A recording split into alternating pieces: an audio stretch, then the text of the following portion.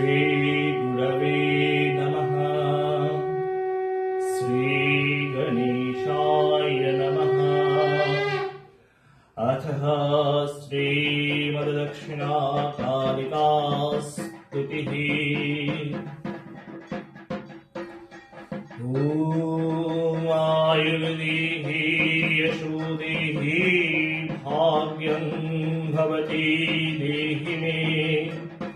पुत्रान् देहि धनं देहि षड्वान् कामांश्च देहि मे। ॐ भवते भयच्छेदे भवभाविनी कामदे।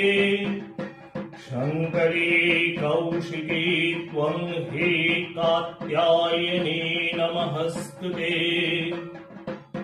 ॐ प्रचण्डे पुत्रदे नित्यं सुकृते सूरनायिके। कुलद्योत्वक्करे देवी जयं देहि नमस्तुते।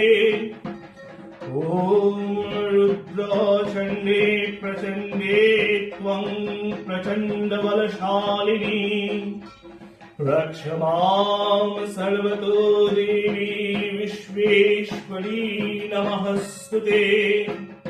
ॐ दुर्गे तारिणी दुर्गे त्वं सर्वशुभनिवारिणी। धर्मकामार्थमोक्षदे देवी नित्यं मे वरदा भव। ॐ काली काली महाभागे त्राहि मां शङ्करप्रिये। महिषासुरमदोन्मत्ते प्रणोहतस्मै प्रसीद मे। ॐ हर पापं हर क्लेशं हर शोकं हराशुभं। हर रोगं हर क्षोभं हर मारी हर प्रिये।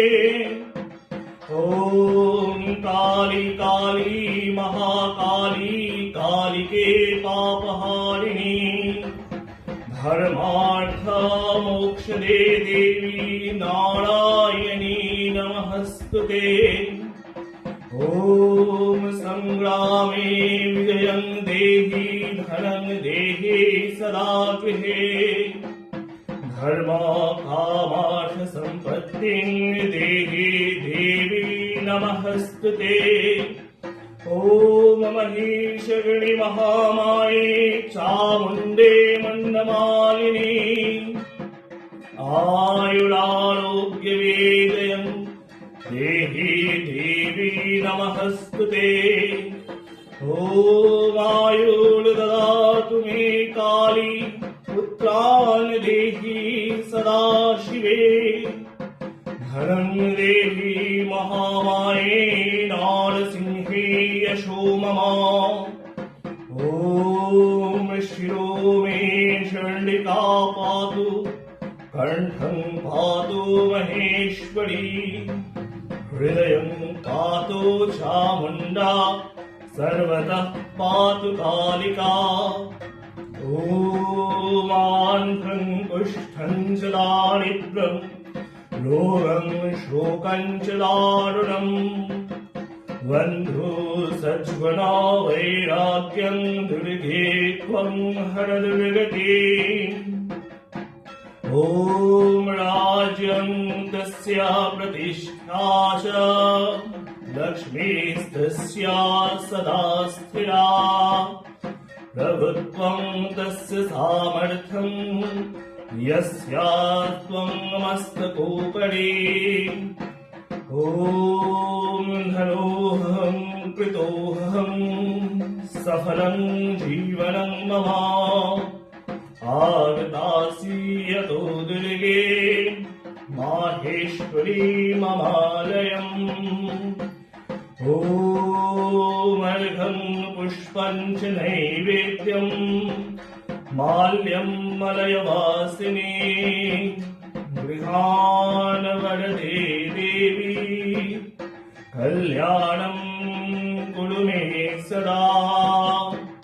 ॐ कृता पूजा मया भक्त्या सर्वा शक्तिसुरेर्चिता